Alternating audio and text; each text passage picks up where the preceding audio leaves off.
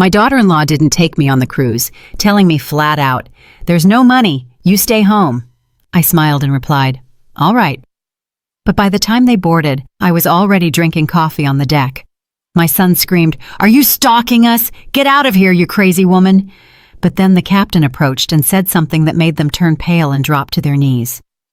Friends, before we begin this story, I ask a small favor. Subscribe to the channel, hit that like button, and tell us in the comments which city you're listening from. Your support helps stories like this ring out louder. Enjoy the listen. The kitchen smelled of smothered onions and bell peppers. It was a familiar, soothing scent, one that always reminded me of times when life was simpler and the table was fuller. I flipped the patties in the skillet, trying not to dwell on the fact that I'd likely be eating this dinner alone again. My world had shrunk to the size of the carriage house, a small guest cottage detached from the massive estate I had built decades ago. 10 years back, after my husband passed, I signed everything over to Tavorius. "You're a man. You're the head of the family now," I told my son then.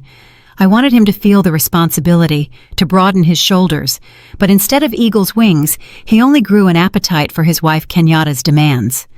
Now I lived back here, trying to be invisible, like an old piece of furniture that's too sentimental to throw out, but doesn't fit the decor anymore. The door creaked. A gust of chilly autumn air rushed into the warmth of the kitchen, followed by Tavorius and Kenyatta. They looked tense. Tavorius wouldn't meet my eyes, fiddling with the button on his blazer, while Kenyatta, on the other hand, carried herself with exaggerated tragedy. She tossed her trench coat onto a chair without even a hello, and sighed heavily, as if she were carrying the weight of all the ancestors on her back. "Mama, we need to talk," Tavorius began, but his voice trembled. He looked at his wife, searching for backup. Kenyatta immediately seized the initiative. "Mother Ophelia, we have a crisis." Her voice dripped with honey, carrying that fake note of concern that always made my jaw tight. "Remember we talked about the roof? That leak in the east wing?" I nodded. Of course I remembered. A week ago, I had withdrawn $15,000 from my savings account, almost everything I had left from my burial fund, and gave it to them. They said the repairs were urgent. Otherwise, the house, my house, would start to rot. "Well," Kenyatta paused, dramatically pressing a palm to her chest, "the estimate went up. The contractors opened up the ceiling, and there's black mold. The beams are rotted through. Basically, every cent is gone, and we even had to dip into our own pockets." I remained silent, waiting for the blow.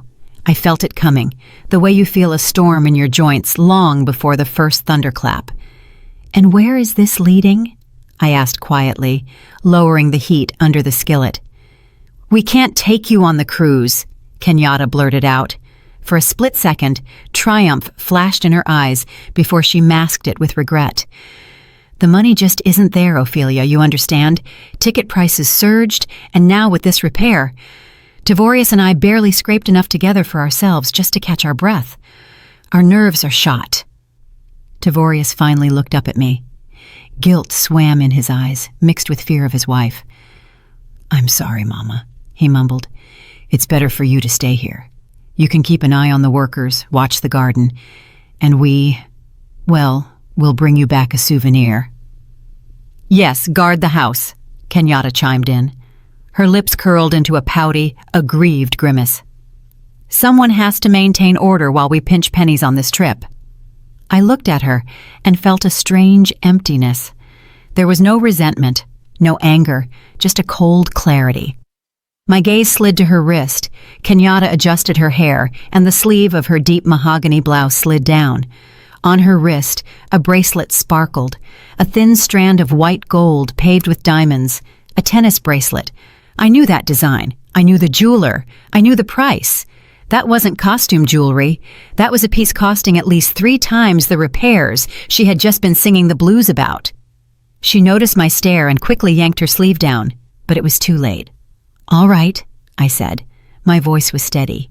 Even to me, it sounded unexpectedly calm. "If there's no money, there's no money.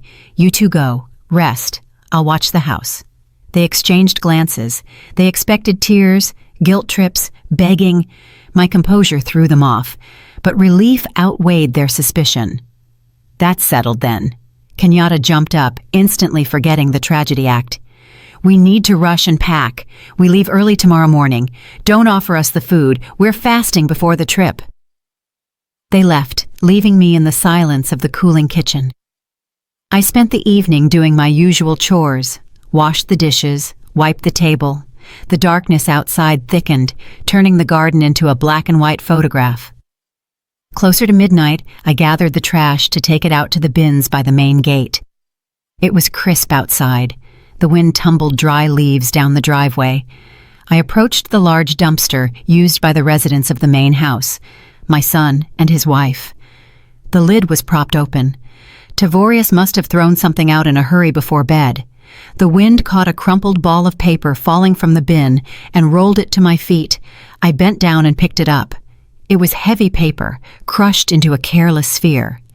I wanted to just toss it back, but something, maybe the quality of the paper, too thick for a grocery store receipt, made me pause. I smoothed out the sheet. The street lamp overhead was dim, but the letters and numbers were distinct. It was an invoice from Apex Voyages. Date, yesterday. Payer, Tavorius St. James. Memo, reservation, Grand Owner's Suite on the riverboat the Gilded Magnolia. Total, $15,000. The world around me froze.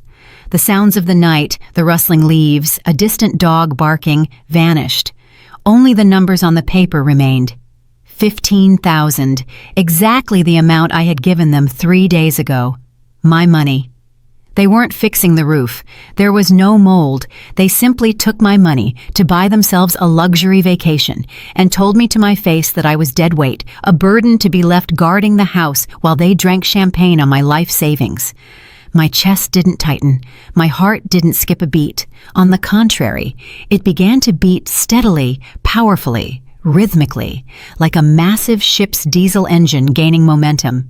The tears that might have appeared for an ordinary grandmother evaporated, burned away by the icy flame of realization.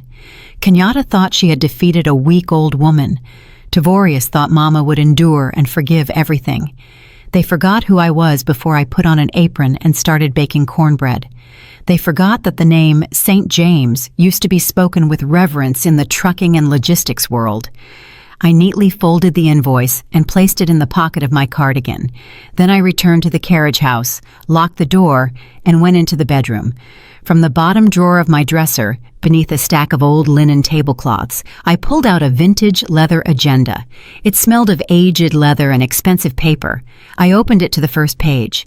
There was only one number written there, a number I hadn't dialed in 12 years, a direct line, a personal channel. I picked up the phone. It rang for a long time, but I knew someone would answer. Even in the middle of the night, for me, he would answer. Speaking, a raspy, surprised male voice answered. Who is this on this line? Hello, Cyprian, I said. My voice was hard as steel. This is Ophelia. I need to exercise my executive override, and I need a stateroom on the Gilded Magnolia, right now. Ophelia? Silence hung on the line, heavy and tangible. Yes, it's me. Don't ask why I'm calling, just listen. I need the current ownership structure of the Riverflow Holdings Group, immediately. A minute later, I learned something that made me smile genuinely, for the first time in 2 days, in the darkness of my bedroom. The cruise line that owned the Gilded Magnolia wasn't just a partner. It was a subsidiary we had acquired 15 years ago, back when I stood at the helm, and according to the documents Cyprian pulled from the archives, my silent partner shares extended to it as well. Legally, I wasn't just asking for a favor.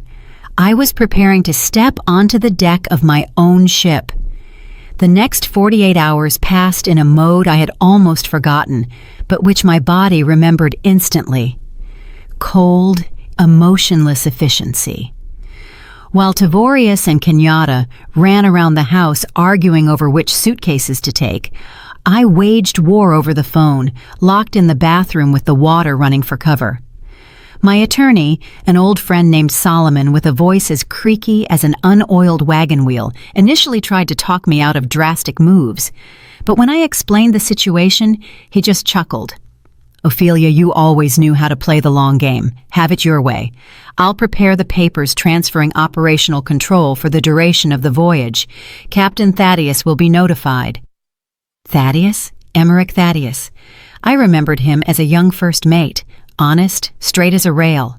That worked in my favor. Between calls, I packed. I unlocked the cedar closet in the back, the key to which hung around my neck with my crucifix. There, in garment bags of thick canvas, hung my past life. Clothes Kenyatta had never seen, or she would have sold or stolen them long ago. I pulled out a cream-colored linen pantsuit, Italian fabric, impeccable cut. To go with it, a silk scarf with an abstract pattern in terracotta and gold tones. No housecoats, no worn-down slippers. If I was going to war, I was going in dress blues. On the morning of their departure, chaos reigned in the main house. Kenyatta was screaming at Tavorius about a forgotten makeup bag. Tavorius was running around bug-eyed, trying to shove yet another duffel into the trunk of the SUV. I stepped out onto the porch in my usual gray raincoat, hiding my new attire underneath. In my hands, I held an old battered travel bag, a decoy. "Tavorius!" I called out. He flinched, nearly dropping a toiletry kit. "Mama, what now? We're running late!" he barked, wiping sweat from his forehead. "I wanted to say I won't be sitting at home," I said calmly. "I'm going to Sister Althea's place. Her sciatica is acting up. She asked for help. I'll be back in a week, just when you return." Kenyatta leaned out of the car window, already wearing dark sunglasses. "Althea? Perfect!" she threw out, not even hiding her joy. "Less electricity wasted. Leave the keys with the neighbor. All right, we're leaving. Tavorius, get in already." They didn't even hug me. Tavorius waved a hand, jumped behind the wheel, and the car peeled out toward the gate, tires screeching. I watched them go until the red taillights disappeared around the bend. "Safe travels," I whispered into the void. Exactly 30 minutes later, a black stretch sedan pulled up to my gate, gravel crunching softly. A chauffeur in a cap stepped out, opened the door for me, and bowed his head respectfully. "Mrs. St. James, we are ready. Captain Thaddeus is expecting you." I slid onto the soft leather of the back seat. The gray raincoat fell to the floor. I put on dark sunglasses, adjusted the silk scarf at my neck, and looked into the rearview mirror. Staring back was not a pensioner who could be tricked and abandoned. Staring back was the boss. The drive to the port in New Orleans took an hour. We moved fast, confidently, ignoring traffic thanks to the special pass on the windshield. When we pulled up to the river terminal, I saw exactly what I expected. The boarding line was massive. People were shoving, children were crying, someone was arguing with security. Heat, humidity, the smell of exhaust fumes. My driver didn't get in the general line. The car smoothly bypassed the crowd and headed toward a closed gate marked "Service Entrance, Authorized Personnel Only." The guard, seeing the license plate, instantly hit a button, and the barrier flew up. We drove right onto the wharf, where asphalt turned to concrete, right up to the gangway. I saw them about 50 yards away, behind a chain-link fence separating the VIP zone from the general mass.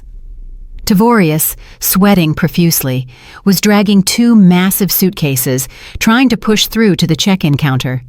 Kenyatta stood nearby, waving her hands and yelling at a porter who seemed to be ignoring her hysterics. They looked pathetic in their pretense of luxury, paid for with stolen money. The driver opened the door. I stepped onto the concrete pier. The wind from the Mississippi hit my face, humid, heavy, smelling of freedom and river silt. 2 young crew members in impeccable white uniforms immediately ran up to me. "Madam St. James?" one of them said, scooping up my small bag as if it were a royal relic. "Welcome aboard. The captain has ordered your luggage to be taken to the owner's suite immediately. Please follow us." I adjusted my glasses, and without looking back at the fence where my son and daughter-in-law were fighting for a place in the sun, I stepped onto the gangway. They were too busy with their petty scandal to notice how the shadow of my limousine fell over their dreams. I entered the owner's suite, and the door closed silently behind me, cutting off the noise of the port. Perfect silence reigned here, broken only by the barely audible hum of the air conditioning. The space was immense. A living room with panoramic windows, a bedroom finished in mahogany, and a private exit to a secluded section of the deck. But I wasn't interested in the interiors I had approved from catalogs 10 years ago. I was interested in the large wall-mounted monitor connected to the internal security system. I pressed a button on the remote. The screen flared to life, splitting into several sectors. The camera in the deck. A corridor showed exactly what I was waiting for. Tavorius and Kenyatta were walking down the carpeted hallway, looking around like kids in a candy store. Tavorius dragged the bags, puffing but smiling, while Kenyatta floated ahead, running her fingers along the polished handrails. They stopped at the door of stateroom 404, the diamond suite, the very one I had paid for, thinking I was saving the roof of our home. They went inside. I switched the camera to the interior view. Yes, the suites had discrete cameras in the corners of the ceiling for guest safety and dispute resolution. The audio was crystal clear. "Lord have mercy, Tavorius," Kenyatta squealed, tossing her purse onto the massive bed covered in snow-white linens. "Look at this balcony! Look at this bathroom!" She twirled around the room. Her fuchsia dress was a bright blur against the cream walls. Tavorius, wiping his sweat, flopped into an armchair and spread out in a satisfied grin. "Well, was it worth it?" he asked, looking at his wife with adoration. "You better believe it." Kenyatta ran to the table where a welcome bottle of champagne waited in an ice bucket. "Open it quick. We need to celebrate the start of our freedom." The pop of the cork sounded dry, like a gunshot, through the speakers in my cabin. Tavorius poured the sparkling wine into tall flutes. Foam spilled over the edge, dripping onto the carpet, but they didn't care. "To us," Kenyatta proclaimed, raising her glass. And to finally breaking out of that crypt. They clinked glasses. Tavorius took a big gulp and chuckled. "Listen, I felt a little awkward when we left. Mama was just standing there with that old grocery bag." Kenyatta snorted, her face twisting into a scornful grimace. She set her glass down and hunched over, shuffling her feet, mimicking a shaky walk. Her voice changed, becoming scratchy and pitiful. A caricature of my voice, though I never spoke that way. "Oh, children, you go on. I'll stay here with the cats, guard the house, save a penny," she mumbled, and they both exploded with laughter. "Oh, I can't. She's so naive, Tavorius. No money." She swallowed it and didn't even choke. "The old heifer believes anything we say, as long as we don't bother her." "She's probably sitting there right now, drinking her empty tea and thinking, 'Poor us,'" Tavorius added, pouring himself more. "Well, it's fine. Let her guard. Fresh air is good for her, and we are royalty." I stared at the screen without blinking. In my hand was a cup of hot coffee, and it wasn't trembling. I felt no pain, only disgust, as if watching roaches that had gotten into the sugar bowl. They felt untouchable. They thought the world belonged to them. "All right, enough about sad things." Kenyatta downed her champagne in one gulp. "Let's go. I want to see the restaurant. They say the chef is from France, and we need to put the staff in their place immediately. Otherwise, they like to slack off with tourists." They left the cabin, slamming the door. I saw in the hallway how Kenyatta snapped her fingers under the nose of a passing maid, demanding she move her cart out of the way. I picked up the internal phone and dialed a short number. "Captain?" I said. "Yes, Madam St. James." Emmerich's voice was crisp, military. "The guests from 404 have left the cabin. Initiate Phase 2. Pack their things neatly, but without extra reverence, and block their key cards." "It will be done. The keys for the new assignment are ready." I leaned back in my chair. The show was starting. An hour passed. The sun began to dip toward sunset, painting the Mississippi waters in gold. The gilded magnolia blew its horn and smoothly departed from the wharf. Tavorius and Kenyatta were, judging by the cameras, terrorizing a bartender on the middle deck, demanding he remake cocktails that, in their opinion, had too much ice. When they returned, flushed and pleased with themselves, to the doors of their suite to dress for dinner, I turned the sound back on. Tavorius casually tapped his card against the lock. The indicator blinked red. He frowned, wiped the card on his blazer sleeve, and tapped it again. Red. "What are you digging around for?" Kenyatta asked impatiently. "I need to use the bathroom." "Yeah, it demagnetized or something," Tavorius grumbled, starting to get nervous. He jerked the handle. The door was locked tight. At that moment, a senior steward, a young man with perfect posture and a stone face, appeared from around the corner as if by accident. "Problems, folks?" "Your stupid card isn't working," Kenyatta barked. "Open the door for us immediately. Our things are in there." The steward smiled politely, but his eyes remained cold. He pulled out a tablet, checked the data, and shook his head. "I apologize, Mrs. St. James. There was an administrative error during booking. You see, this suite is reserved under a priority shareholder list. An asset reallocation occurred." "What?"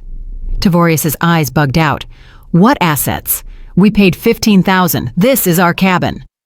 "Unfortunately, the system annulled your stay in this category," the steward continued unflappably. "Your belongings have already been transferred to a stateroom corresponding to your current status of confirmed loyalty." He handed Tavorius 2 ordinary mechanical keys with heavy brass tags. Stamped on them was the number 012. "Where is that?" Kenyatta asked suspiciously, not taking the key. "Lower deck, ma'am. Stern sector. Next to the engineering block." "Are you kidding?"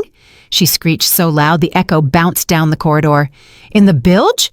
You want to shove us in the bilge? I will complain. Where is the manager? Where is the captain?"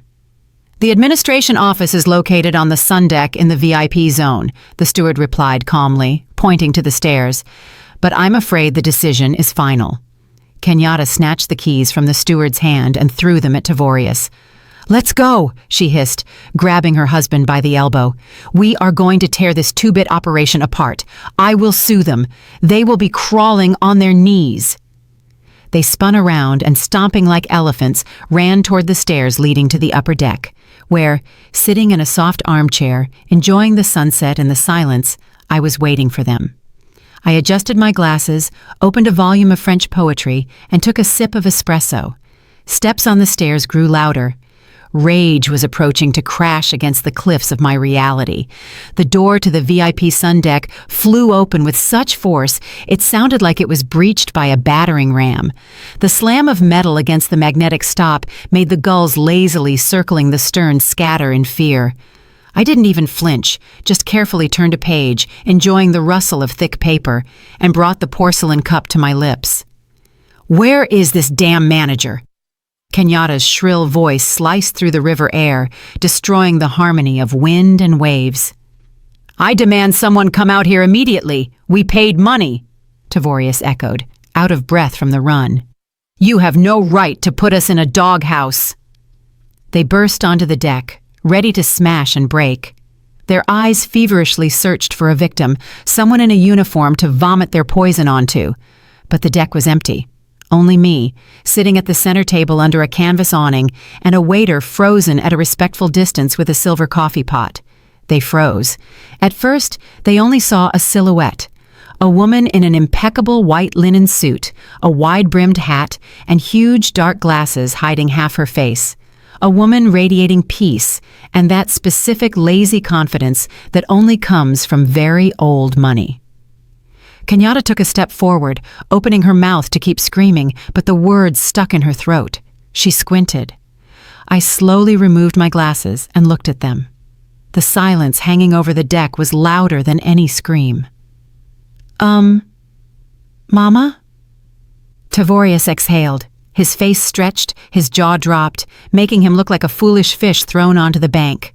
Kenyatta paled, then turned red, spots of anger blooming on her neck. "You?" she shrieked, and in that sound there was as much disbelief as rage. "What are you doing here?" I neatly placed the glasses on the table next to the book and checked my watch. "Drinking coffee, Kenyatta, and enjoying the view, until you came and ruined it with your shouting." Tavorius stepped toward me, clenching his fists.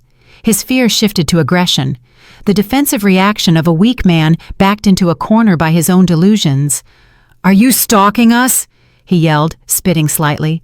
"Have you completely lost your mind, old woman? Get out of here, you crazy stalker. How did you even get here? On whose dime?"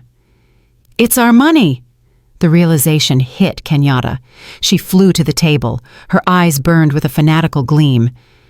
"You stole our money. You didn't pay for the repair. You bought a ticket to ruin our vacation." "It was my money, Kenyatta," I replied calmly, not raising my voice. "The money I saved for years, which you two stole from me under the guise of rotten beams." "You witch!" Kenyatta lost the remnants of her self-control. She lunged across the table, trying to grab me by the lapel of my jacket to shake me out of the chair. "Get out of here! Security! Throw this pauper out!" Her fingers with long, sharp nails almost touched the fabric of my suit when a voice, like a ship's horn, shook the air. "Remove your hands!" It wasn't a shout. It was a command given in a tone that allowed no second of delay. Kenyatta recoiled as if shocked by electricity. Tavorius tucked his head into his shoulders.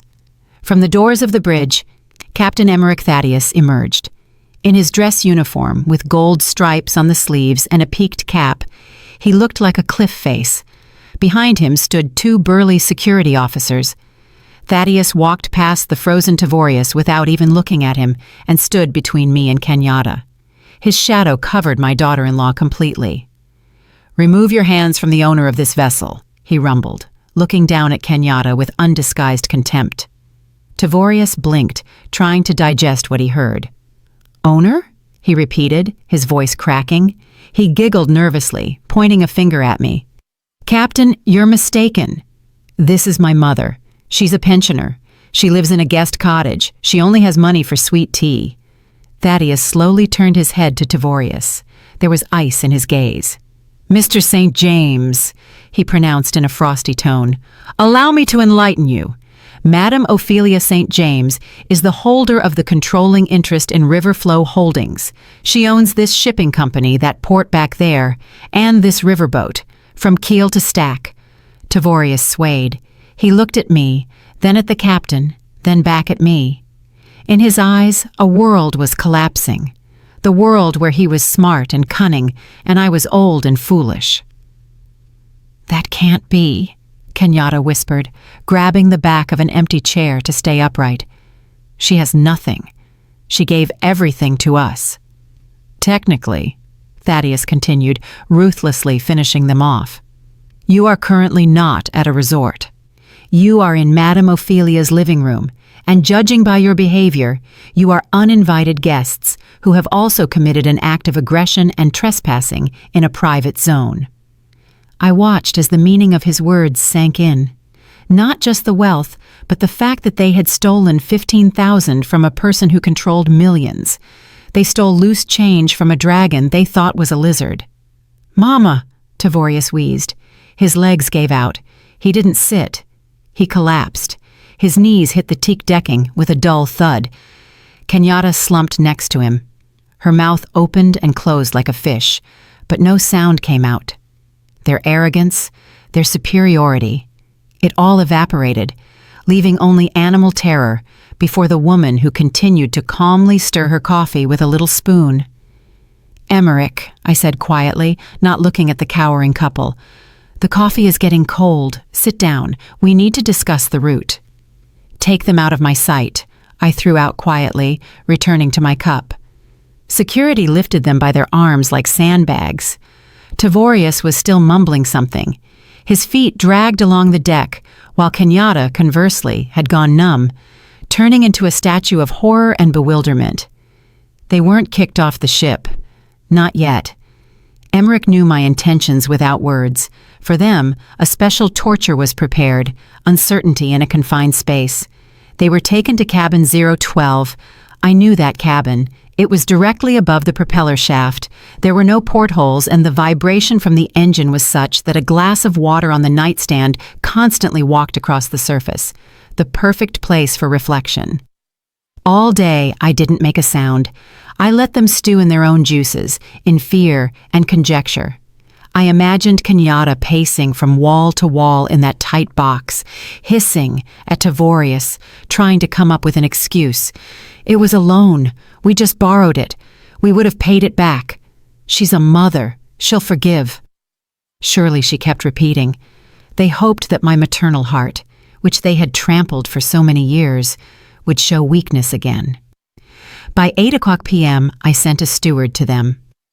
He delivered an envelope of thick cream paper with gold embossing, an invitation to dinner, private dining room, the Romanoff. 8:30 p.m. I arrived early. The room was small, intimate, designed for high-level business negotiations. Walls paneled in oak, dim sconce lighting, heavy velvet drapes the color of dark emerald. I sat at the head of the table. Before me was a dish of baked trout and a glass of dry Riesling. Exactly at 8:30, the doors opened. They walked in hesitantly. Kenyatta had managed to change into a black cocktail dress. Apparently, she decided a mournful look would score pity points. Tavorius was in the same blazer, crumpled and pathetic. They looked like schoolchildren called to the principal's office, but hope still flickered in their eyes. Hope that I had played boss, and now we would make up. "Mama," Tavorius began, taking a cautious step toward the table.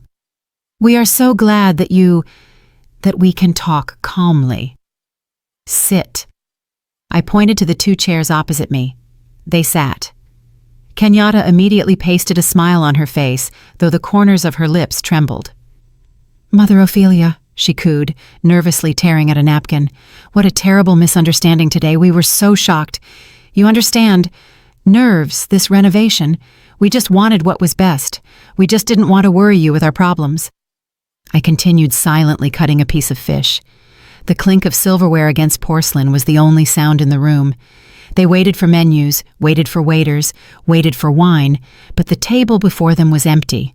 No forks, no glasses, only polished wood and a thick gray cardboard folder lying in the center. "Where is—" Tavorius looked around in confusion. "You will not be served dinner." I put down my fork, dabbed my lips with a napkin, and looked at my son. There was no warmth in that look, only fatigue. "Have you eaten, Tavorius? You've been eating at my expense for the last 5 years. I think you're full to the throat." "What are you talking about?" He tried to feign misunderstanding, but his eyes darted to the folder. I reached out and slowly, with a quiet scrape, pushed the folder toward them across the table. "Open it." Tavorius flipped the cover with trembling fingers. Kenyatta craned her neck, peering at the papers. The first page was a spreadsheet. Numbers, columns, dates, red marker notes. "That is not a cruise bill," I said, taking a sip of wine. "That is a forensic accounting audit. A full audit of my personal accounts and the accounts I gave you access to via power of attorney." Tavorius paled until he blended with the tablecloth. Kenyatta swallowed convulsively. "Did you think I didn't notice?" My voice was quiet, but every word fell like a stone. "Receipt for hypertension medication, $400, but withdrawn from the card, $1,500. Mama, prices went up, the pharmacy is expensive." But in reality, the difference went to Kenyatta's manicures.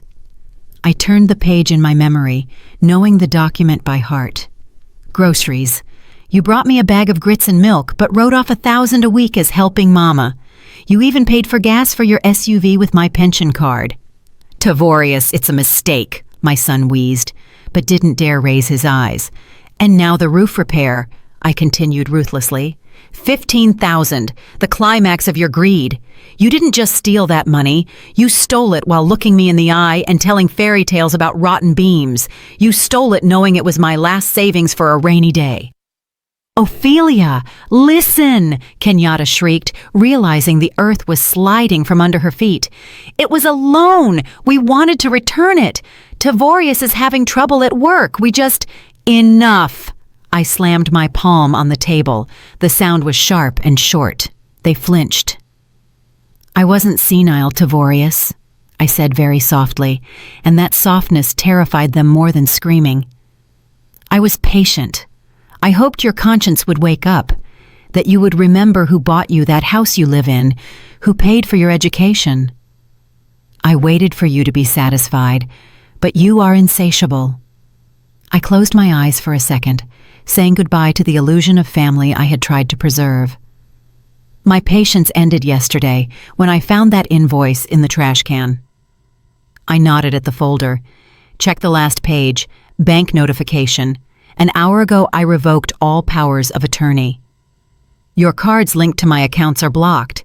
Joint accounts are frozen pending the investigation into embezzlement. Embezzlement? Tavorius looked up at me, eyes full of horror.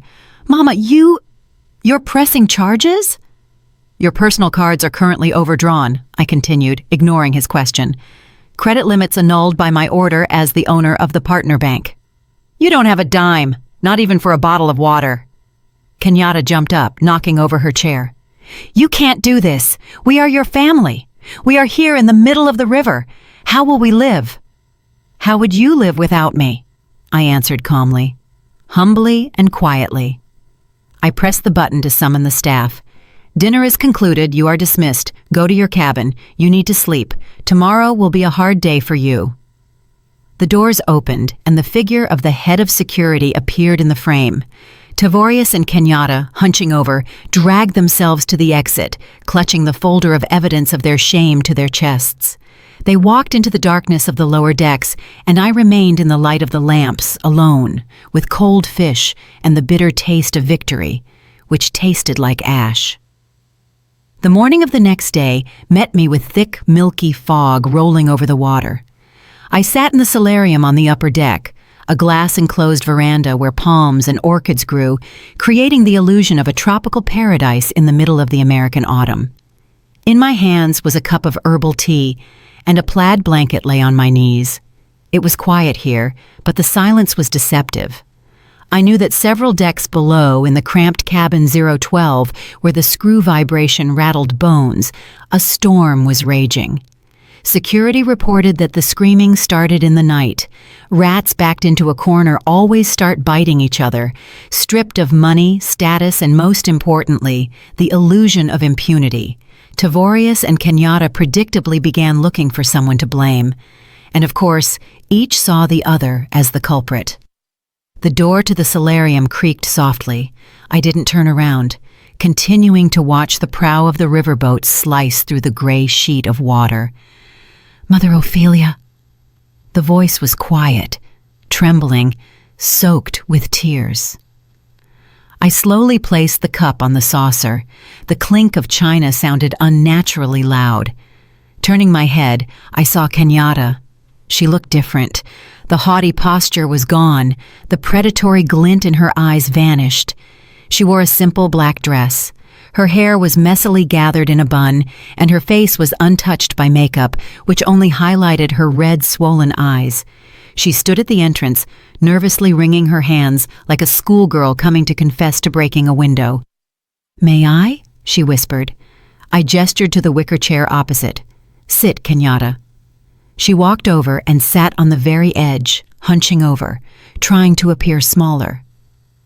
"I couldn't sleep," she began, and a single tear rolled down her cheek. "Tavorius, he went off the rails. He was screaming, blaming me for everything." She sobbed, covering her face with her palms. I watched this performance with detached curiosity, like a theater-goer who knows the plot by heart. "Ophelia, you have to listen to me."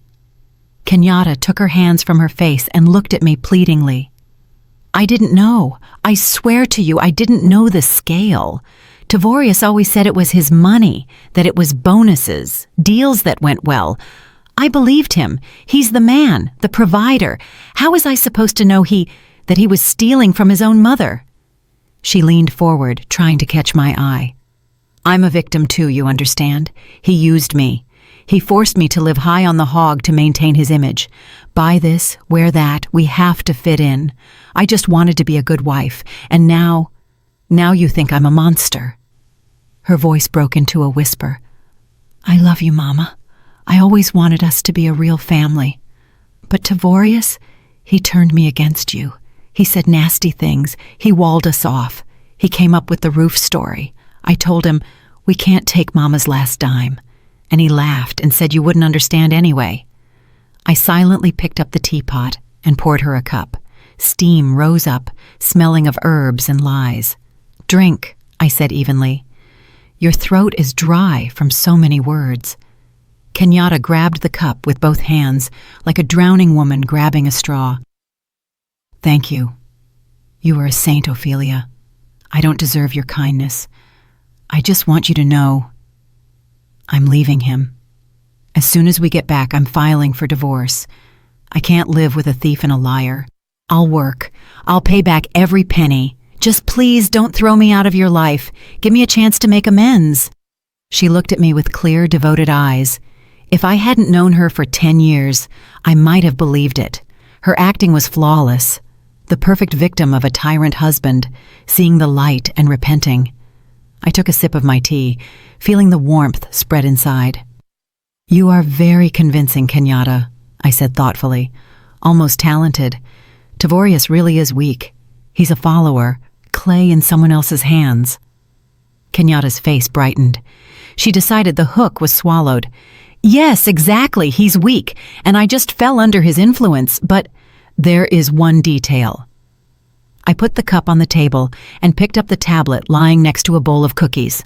"This vessel has very modern security systems, especially in the lower compartments where the engine rooms and crew quarters are, where you are currently living." Kenyatta froze. The smile of hope began to slowly slide off her face, exposing fear. "Due to engine noise and insurance requirements," I continued in a lecturing tone, swiping my finger across the screen, "audio recording runs 24/7 in those cabins, in case of emergencies or passenger conflicts." I pressed a file icon. The silence of the winter garden was torn by a sharp, hysterical voice. Kenyatta's voice, but not the one sitting in front of me now, the real one. The recording was made late last night. "You idiot, Tavorius, you spineless jellyfish! You couldn't even lie properly," thundered from the tablet speakers. Then my son's voice was heard, pitiful and defensive. "Kenyatta, keep it down. They might hear us." "I don't give a damn," Kenyatta screamed on the recording. "Let them hear. As soon as we get off on shore, I'm finding lawyers. We're declaring her incompetent. She clearly has senile dementia if she thinks she's some business tycoon. We'll dump that old cow in a state facility, the cheapest one, where they'll break her quickly. And we'll sell the house. I am not losing my money because you're afraid of mommy." I hit pause. The last words, "old cow," hung in the air, reflecting off the glass walls of the greenhouse. Kenyatta turned white. The blood drained from her face so rapidly, she looked like she was about to faint. Her mouth opened, but she couldn't make a sound.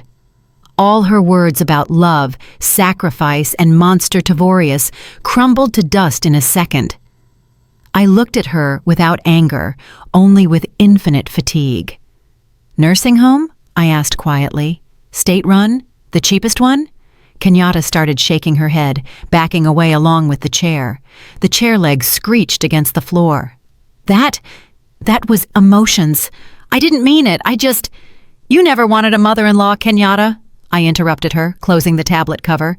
"You didn't want a family. You wanted a sponsor. You only saw me as a wallet on legs that for some reason was living too long." I stood up. Kenyatta pressed herself into the chair as if expecting a blow. "Sponsorship canceled," I declared. "Go to your husband. Enjoy each other's company. You don't have much time left until arrival." I turned and walked to the window, making it clear the audience was over.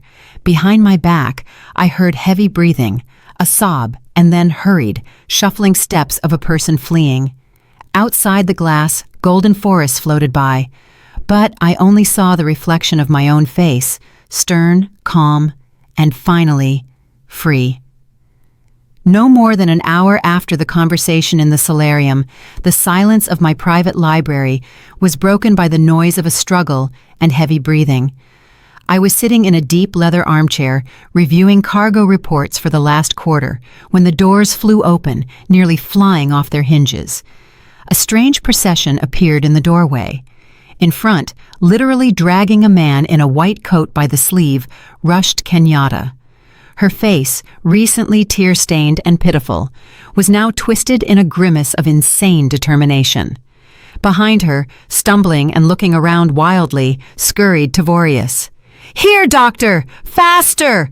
Kenyatta shrieked, yanking the doctor so hard the poor man's coat nearly ripped. She's here. She's dangerous to herself and others." The ship's doctor, a man in his 50s with a gray beard and tired eyes, tried to free his arm, but my daughter-in-law's grip was iron. "Ma'am, calm down," he tried to appeal to her reason. "You cannot burst into the VIP zone like this." "You don't understand," Tavorius interrupted him, gasping for air. He ran toward me but stopped a few feet away, as if afraid I would bite.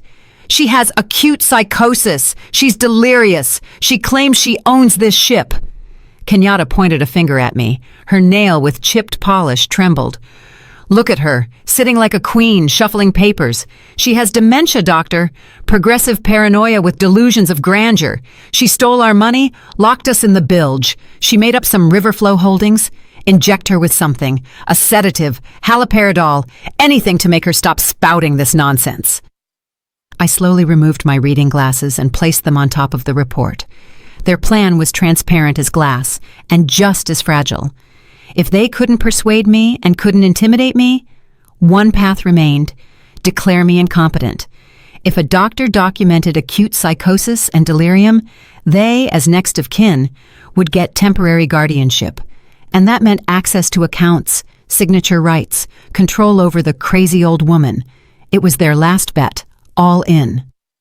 "Doctor, I demand you document her condition," Kenyatta continued screaming, spitting saliva. "We need a medical report for guardianship. We have to save her assets before she gives them away in a fit of madness. She doesn't understand where she is." The doctor finally yanked his sleeve from Kenyatta's clutching fingers. He adjusted his coat, straightened the stethoscope around his neck, and took a step forward. Tavorius looked at him with hope. "Come on, doctor. Ask her. Ask her whose ship this is. You'll see for yourself." The doctor sighed heavily, took off his thin-rimmed glasses, and wiped them with a handkerchief he pulled from his pocket. Then he raised his eyes to me.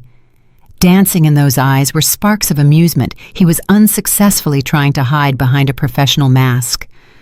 "Good afternoon, Madam St. James," he said in a soft, calm voice. "How is your blood pressure today?" "The morning pill helped." Ringing silence fell in the room. Kenyatta froze with her mouth open. Tavorius blinked as if slapped by an invisible hand. "Good afternoon, Dr. Beauchamp," I replied, smiling with the corners of my lips. "Thank you. Pressure is normal.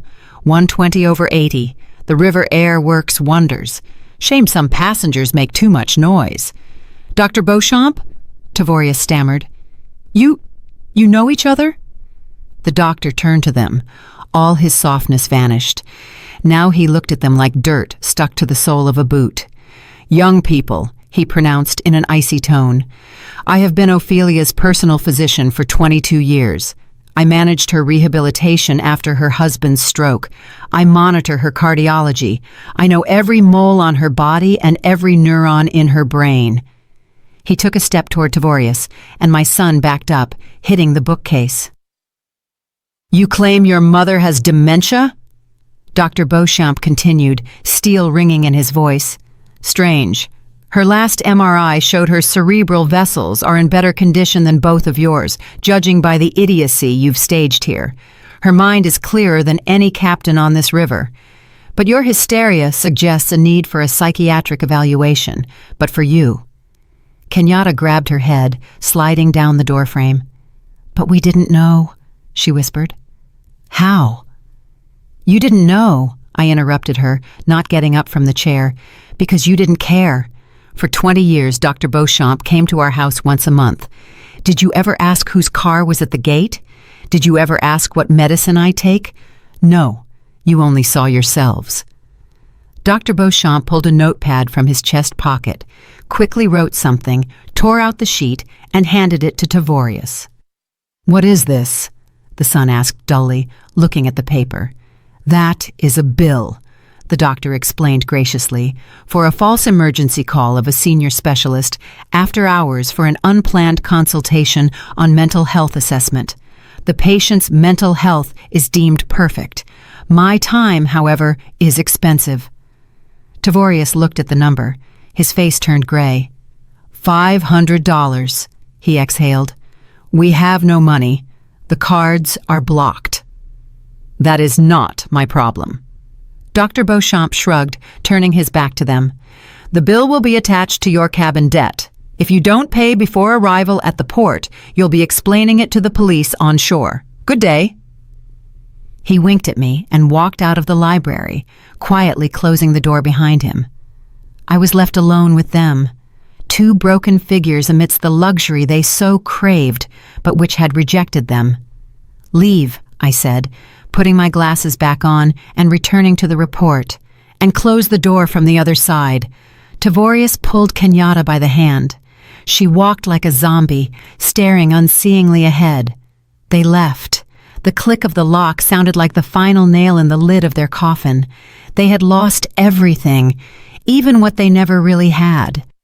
I looked out the window. The shore was approaching, ancient cypress trees and an old weathered landing, the end point of their route and the beginning of mine.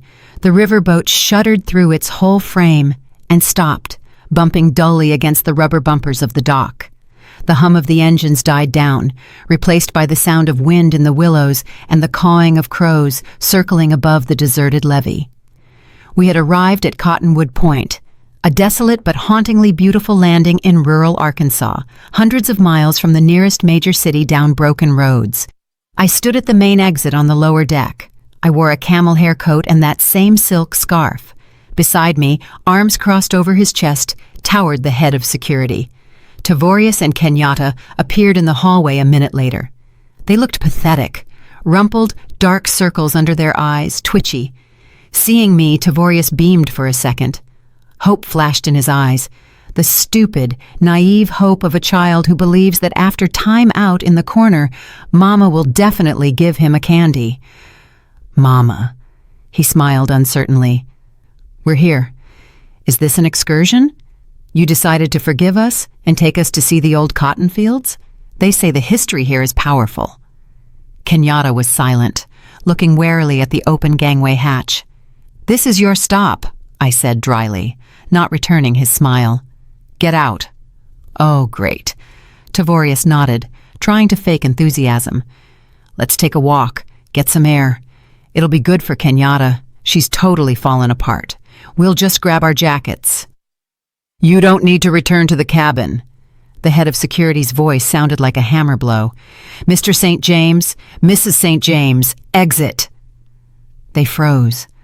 The cold autumn air rushing in from the street washed over their faces, but they didn't even notice. What do you mean, exit? Kenyatta whispered. I nodded at the open gangway. Go. You are expected. Nudged by the heavy gaze of security, they stepped onto the metal grating of the gangway.